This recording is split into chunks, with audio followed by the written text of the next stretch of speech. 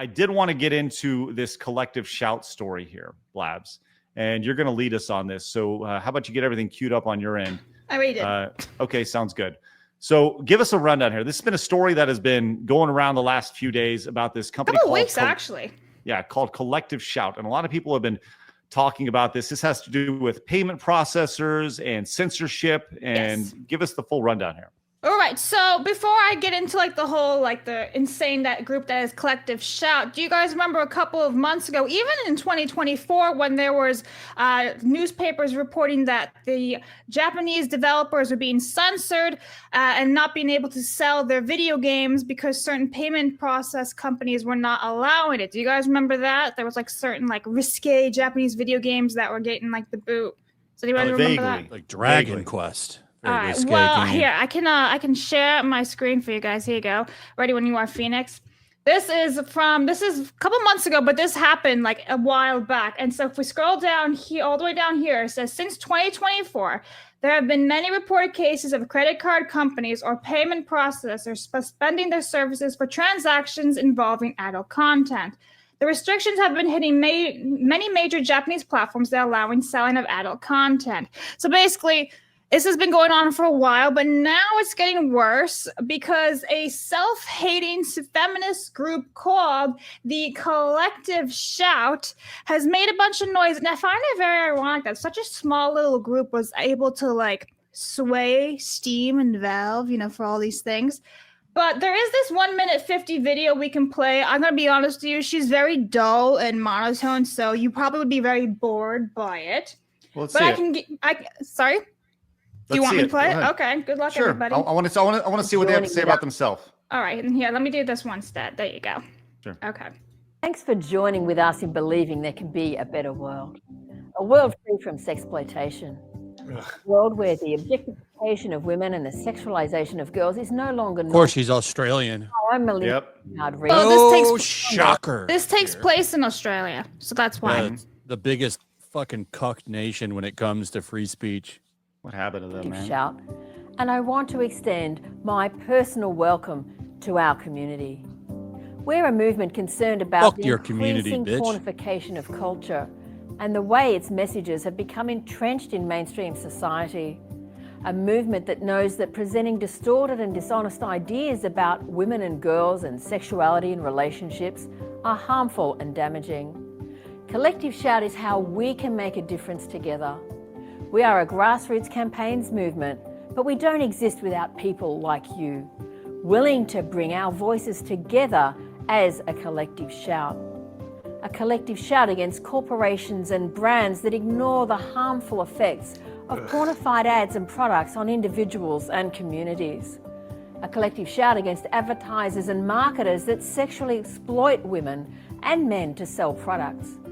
A collective shout against the media that reinforces and spreads a culture that normalizes objectifying women and sexualizing girls.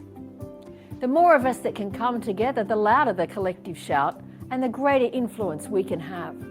We can stand against those who deny the impacts, and we can stand with those who believe in a better tomorrow. Join with us today. Be sure to look around our website to find campaigns you can get involved with straight away. Join our social networks, stay informed. All right, Blabs. So here's the thing. On the like what she's saying about like, I guess on the surface of they don't want young girls exploited and taken advantage of. Sounds fine, right? Yeah, it sounds fine on the surface, right? Yes. And I think that's how never that. Right, exactly. So let's go and continue, Blabs. Right, so I just want to point out that this YouTube account has 853 subscribers. So this tiny ass little group is able to do so much power. Just keep that in mind. But I just want to, show off that they only have like 12 comments for a video that was posted June 15th, 2020, 5 years ago. Mind you, it is unlisted, but still you can easily access this from the website. Also, real fast, somebody pointed this out, and I want to show you guys. They kept saying that the logo looks like a butthole. Just a fun fact for you guys. I don't know probably why intentional. I mean, how many people at these the people at the head of these banks that are cutting people off, how many of them were fucking kids on that island? I'm just saying. So they don't have anybody's best interest at heart. It's just censorship. Well, let's continue with the butthole logo. Right. So, that's all it is about the logo. To keep going, I do have a couple of notes about the collective shout. So, who they are a campaign movement against the objectification of women and sexualization of girls. Just in case, that video completely numbed your brain and you were not able to understand the bullshit she was saying. They launched in 2010, and apparently, from what I can see, it's only females in this group.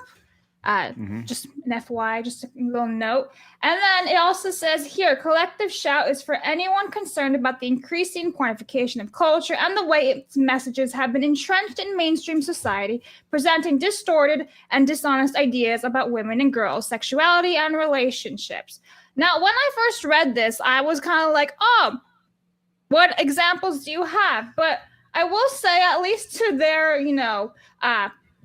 point, they actually defined objectification, sexualization, so they have their definitions there for you guys. So, okay, well, give us it real quick. What exactly is objectification is the process by which a person comes to be treated as a commodity or an object for use, rather than a human being with a personality, feelings, needs, dignity, and rights. Sexual objectification is where a person is objectified for the purpose of sexual gratification or use of another, and it just kind of goes on and on about the differences of their terminology. So to their benefit, I will say, okay, this is what they define as these words are. At least there's something to that. Okay. So here's my thought on that, right? What if you want to be objectified? We've run into that quite frequently where people are totally fine. And we're also talking about, in this instance in particular, video game characters that aren't even real. We're talking about, like, it's one thing if you're taking a real life person. If Blabs, they chose you, and they're like, we're going to objectify you, right? But if they took a fake video game character that doesn't even exist and they're saying it's objectifying women, like, it's not even real to objectify. No, it's not even real. No. Yeah. All right, let's go continue. So I do want to point out that it's a bit ironic, this statement, so let me just read it all. Since our launch in 2010, we have achieved many wins. Billboards objectifying women pulled down, sexualized children's clothing withdrawn from sale, sexually violent games banned, Andrew Tate's pimping courses removed from Spotify, and an age verification trial underway to help protect kids from an exposure to porn. This is where it's weird. Last year saw a record 34 wins. Don't you think that number is just oddly specific for the whole 34? Topic? Yeah, just a bit weird. Yeah. Anyway, into irony. Just a bit ironic. All right, so moving right along, it does say there is that video that I showed you guys. Now here's also her Twitter, which honestly, listen, if you really want to deep dive into Melinda and the actual company itself, I highly recommend Savvy's video because she does a whole deep dive on that. But that is not our focus, right? Our focus is video games. The TLDR of a collective bullshit, whatever they are, extremist, self-hating group of women. That's how I define them. That's basically the gist of it. They don't like anything. They don't want anyone. They want to control how everything operates, how women work in society and all that stuff. Like, it's basically how they deem moral, and everybody else is kind of wrong. So to me, that's just the gist of it. Think of honestly, a great comparison would be like Sweet Baby Inc., all the insane people behind that. Right. And but we actually care about Sweet Baby Inc. as a whole. That's kind of my point here. We should care about what they want to do with video games. So, moving along, on July 11th, Phoenix, if you could share my screen, thank you. An open letter to payment processors profiting from rape, incest, child abuse games on Steam. Now, you'll notice they addressed it to PayPal, MasterCard, Visa, PaySafe Limited, Discover, JCB, which is Japan Credit Bureau. And then it goes on. It's a giant letter saying how, we should remove these games because they are, sexualizing women, it's highlighting rape, yada, yada, yada. The TLDR of this open letter was that the game was geo-blocked in Australia, and there was a petition that had 70,000 individuals signing it. The game was pulled in Canada and the United Kingdom from Steam. Now, the point here is that they say, and I quote, "We do not see how facilitating payment transactions and deriving financial benefit from these violent and unethical games is consistent with your corporate values and mission statements, and your being Valve Steam." So it's an open letter basically saying, remove this shit, we don't like it. Right. So the thought process being, let's go ahead and there's something that we deem as they deem it morally inappropriate. Therefore, because they don't like it, it needs to be removed from society as a whole. So that's the issue here. So not OnlyFans though, that's empowering. That's a great point. Really great point. Yeah. They're objectifying themselves. OnlyFans was attacked though from payment processors, right? Years ago, wasn't that the case? I think I may be wrong.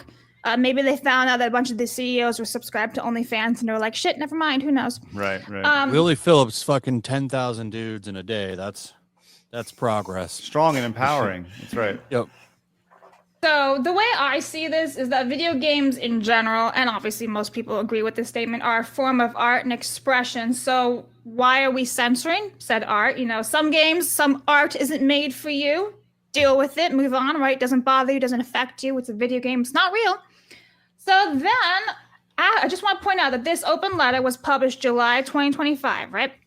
But then we have this post from SteamDB, July 16th, 2025. Steam has added a new rule disallowing games that violate the rules and standards set forth by payment processors and card networks or internet network providers. At the same time, many incest-themed games were removed from the store. So before, around, I want to say it was April, July 2025, there was only 14 clauses to Steam's guidelines.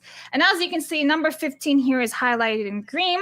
And this is the newest one, and it says content that may violate the rules and standards set forth by Steam's payment processors and related card networks and banks or internet network providers. In particular, certain kinds of adult-only content. So again, it's doubling down on the censorship. For some reason, again, this weird-ass group that barely has any support in the grand scheme of things is able to control Valve, Steam, which is weird in itself. Any questions so far? No, I saw this tweet about this, and obviously this group is putting a lot of this collective group is putting a lot of pressure on folks, and I would say raising awareness about this, writing these letters here. This was pointed out over on X, and I do want to say this. People says, do not take the bait. The issue is not social activists or feminists in Australia. The issue is the payment processors. The issue is the financial services. The issue is the U.S. federal law. If you're angry about Steam pulling games, you should be wanting to change the law here. Well, that's Kirsche kind of my point there, actually. I was going to get to the Kirsche thing. I had it in the document. That's Josh. That's Josh, who owns Kiwi Farms. He is looking to come on a show and talk about it. You could probably get him to come on. Okay. Cool. So yeah, the point that I want to make, but before we get to the whole Kirsche thing, I have this one to share Phoenix instead. If you share my screen. So Asmongold directly responded to the whole changes of Steam with the guideline number 15. And he says, payment processor monopolistic censorship is one of the biggest unchecked cartels right now. Regulation is needed to either break up these companies or guarantee a degree of service. It's not a free market when every company operates collectively, and that is entirely true. So again, the bigger picture here is not the stupid little feminist group. It's the fact that payment process companies are deeming that they are honestly gods at this point, that they deem what is morally correct, what is ethically correct. But the problem is, again, it's a huge slippery slope. If they deem this inappropriate and morally unethical or whatever the case is, who's to say they're not going to keep going, right? You give them an inch, they take a mile. Think of it this way. They don't like microtransactions. They don't like sexy skins. They're not going to like free-to-play games or whatever. Whatever the case be that somehow affects, their payment process as a company, they can just deem whatever they want. And this is the huge problem. It's why should adults have a problem with something that's legal, right? That game was legally put on Steam. That means it was allowed, right? All of a sudden now you can't have that. And they're like, nope, this is wrong now. So again, adults with their own money should be able to pay with whatever the hell they want. Right. And some of the games that have been removed from Steam, like the titles of these games, look, I don't think those games should exist, right? They're disgusting. But if they've been made and they've been put on a platform, they should be behind a paywall or behind a age gate or something along those lines, and it should be accessible to adults, right? I'm not a fan of those games. I have no desire to play those games, but it doesn't mean that they shouldn't have the right to exist unless, this goes back to like back in the 90s, right, with Mortal Kombat, where video games are going to cause violence, and oh, by the way, Columbine was caused by Doom, and go down the line. There's always a scapegoat here. I'm not a fan of bankers telling us what's morally right or wrong in the first place. And number two on that, debit cards, that's your money. Why I should be able to spend it on whatever the fuck I want, to be honest, because it's my money. It's fucking debit card. This is why I hate the idea of cash going away. Well, there's even more to this, because if you think about it, we have so many issues, right, with owning digital games as it is, right? So now you're doing, on top of all the problems of like you basically own absolutely nothing, you're renting games. Now you have this problem on top of it. It's like a huge consumer war, honestly, if you think about all these things piling up.